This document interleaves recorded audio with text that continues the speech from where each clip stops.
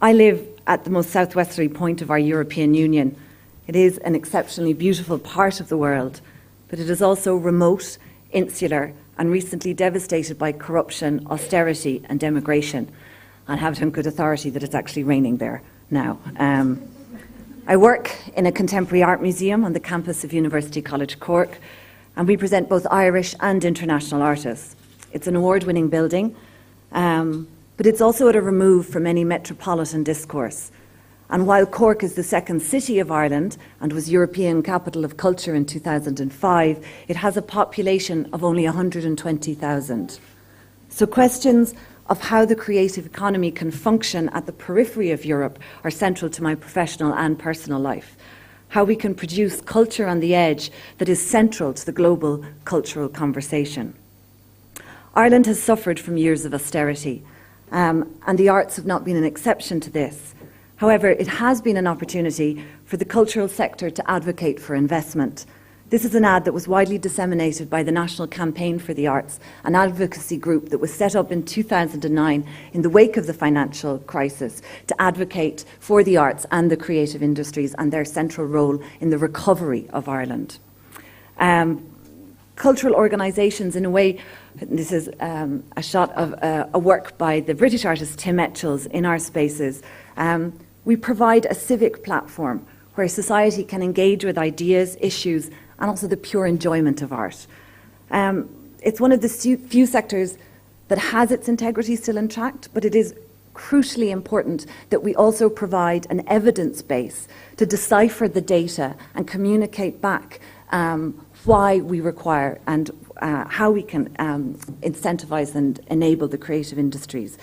The Arts Council of Ireland in 2009 commissioned the first economic impact of the arts in Ireland study, and I was really interested to hear Stuart speaking earlier because the numbers that came out are very, very similar to Scotland. When you extend it to the wider creative industries, it generates about 4.7 billion annually and supports 79,000 jobs. That's in a population of an island of about 4 million. When you came around the corner of the gallery, Tim Etchells' work became the scattered letters became a message that maybe isn't one that we always want to read. The future will be confusing, and even when the arts provide meaning, it's not sure that we kind of like what we're hearing. But I think that the arts above all can help us to explore and experience other perspectives. And as Lynn has just pointed out, you know, art changes people and then people change the world. But perhaps, and this is aside from the Scottish artist, David Shrigley, we will remain confused. I kind of like the fact that I tend to work in a perpetual state of confusion because it feels to me that I'm grappling with something new. That if we weren't a little bit confused, then we wouldn't be at this creative edge. I'm simplifying it and using the orange economy to beat the green economy of Ireland into my national flag. Where the local might meet the global, is obviously both the national but also the tribal. And I think that is maybe something that Ireland shares with Greece, and that we have a very large diaspora, a community worldwide that very strongly identifies back to Irish culture, and I imagine this is true of Greece as well. With the kind of increased international mobility that artists have, and the global conversation that's been made possible by the digital age, I think that our tribe tend not to affiliate anymore with Ireland in a nostalgic way, but more in a dynamic conversation that really wants to be part of current contemporary cultural dialogue. And that's an opportunity for us, one that has been very much capitalised on by our tourist board, because, of course, Ireland provides a kind of a party day for the whole world when we share our St. Patrick's Day festival and infiltrate cultural landmarks around the globe by greening them. In a way, it's fantastic if we can get the Acropolis to go green, but it really won't work unless that leads back, for me, to Ireland itself. And here, crucially, the government have taken action by providing tax incentives that enable different industries to kind of really think about locating and working in Ireland. So there's a number of tax breaks for the film industry, and this is a kind of an imagined slide that the Irish Times put together when it was reported that Star Wars, the new Star Wars film, was filming certain scenes on the west coast of Ireland in Skellig Michael, which is one of our most ancient and sacred sites. There was quite a bit of uproar about this, but the key thing that people came back about was that this was employing a local crew, a local cast, that it was really enabling to sustain an otherwise rural, isolated community for the time that that film was being made there. Artists, of course, also have a role to satirise that kind of action. This is a slide by the Irish artist Sean Hillen, who has put a cash machine into one of our beautiful dolmens, kind of, I suppose, in a way critiquing this use of heritage sites. But also artists are inspired by them. And the visual artist Claire Langan, who lives in County Kerry but practices internationally, was also funded by the Irish Film Board to make a very beautiful film piece, again about Skellig Michael, this time that examined the experience of being on this isolated site off the west coast of Ireland. This is New York. A public art project that opened just 2 weeks ago and will run to December, if any of you are there, by the Irish artist John Gerard. It was funded by a mixture of philanthropy and public funding, commissioned by the Public Art Fund. It's outside the Lincoln Center. And it shows a solar reserve plant in the Nevada desert. But interestingly, John was inspired by Newgrange, one of our kind of megalithic sites in Ireland, and the inspiration that kind of led him to make this work, which relies on a gaming engine to produce a virtual world so that it unfolds in real time. Now, John made this work in Dublin, but also in Vienna and in London, and ultimately it gets shown in New York and doubtless will travel the world again. So there is a sense in which, and I think that Jenny is going to pick up on some of these ideas, around where there is really no centre of making work anymore, but there is a local and global conversation about place that is really important for those of us who are on the edge to keep in mind.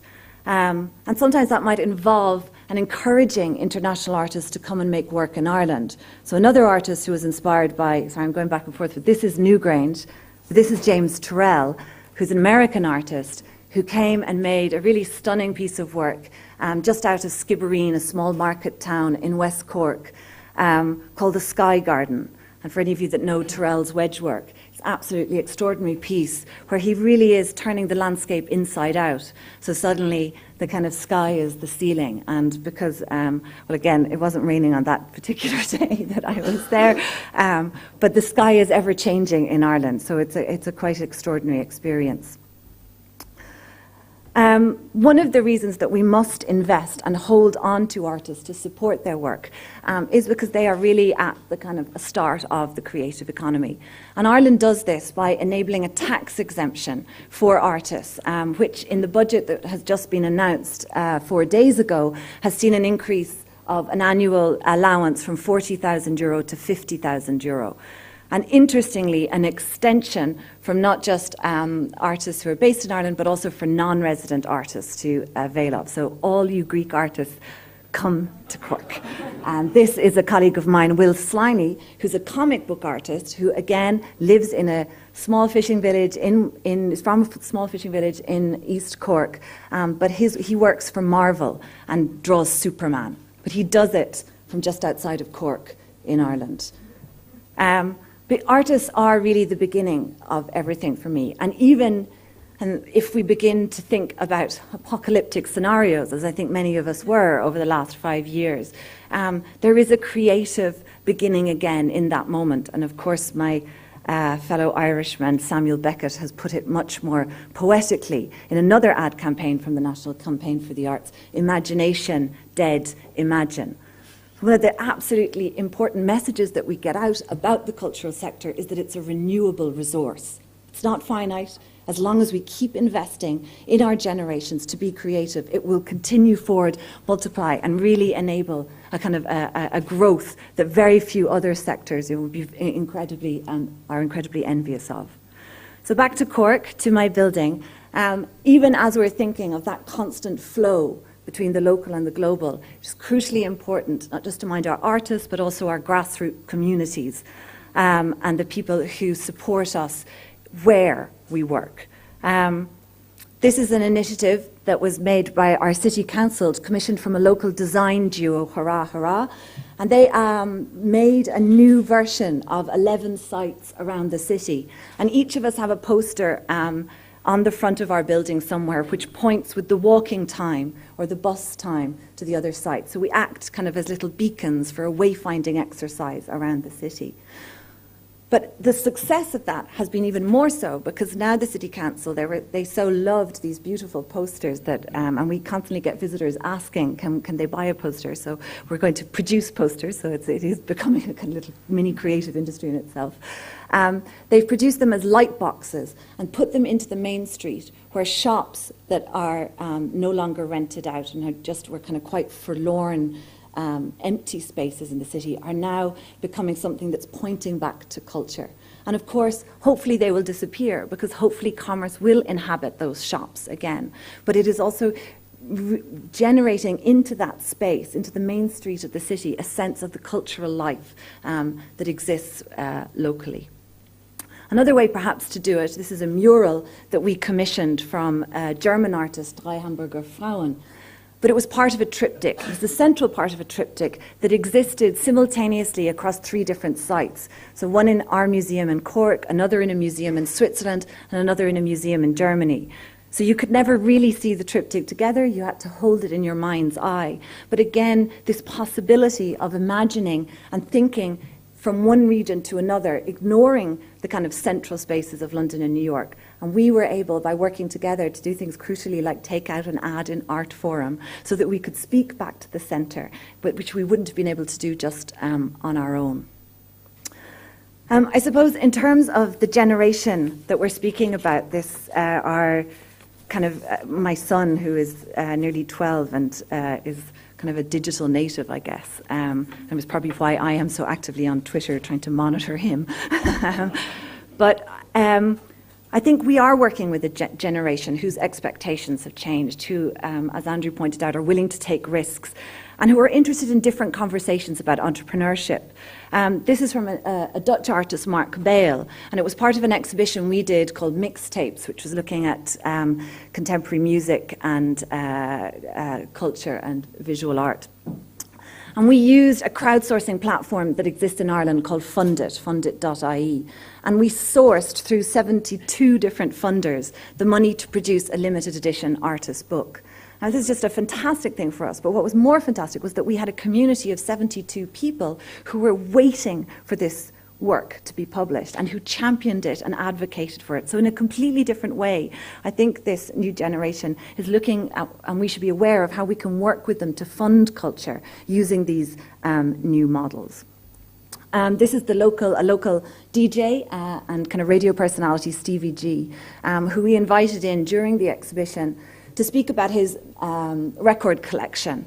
And it was an absolutely fascinating moment for us because he spoke about how he had been inspired by kind of black music to take up an MA and do an MA in our university in the Department of History on civil rights. So again, to realise, I think, as well, that this generation really are interested in the move, and as Lynn said, between culture and advocacy, and do not see it as a separated discourse anymore. And I guess there's another question there about what happens when all of the world through Spotify has the same record collection.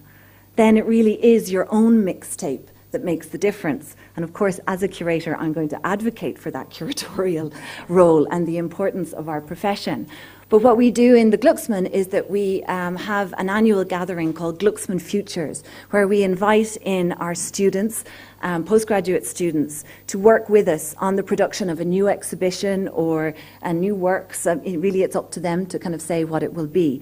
What we talk about them with is how to curate in the public realm. So not just the selection of work, but what it means to select that work, to present it, to mediate it, and have it received into a dynamic conversation. And I think for those of us that have positions in the cultural world, in cultural organisations, we have a responsibility to enable this generation to come forward in that way. And it's been fascinating for us because it hasn't just been art history students, it's been students from business, from medicine, from law, from right across the university wanting to know how, in a way, they can better navigate this kind of huge sets of information that we have available to us. And I guess as we're always speaking about the young people, it's important not to forget what we like to refer to as the silver surfers. That these people, they're kind of a retired group of people, can be extraordinarily supportive and interested in contemporary culture. And maybe perhaps if all of us have the time to enjoy it and indeed to fund it. So even as we are moving to support the next generation, it is really important that we capture and include all communities into our spaces. And I guess I'd like to conclude really by saying that we can't really know where this new connective, creative community is going. But just to say that artistic mobility must be supported, the tourist economy captured, and within all of this, the distinct local flavour that we have in Ireland or that you have in Greece, be recognised as that which can truly differentiate us. So it can be thrilling to work on the edge as long as we remain confident about the difference that we have where we live in that particular site. The future will be confusing. We should love that and know that it is the artists who will guide us and turn on the light for us as we go forward. Thank you so much for having me.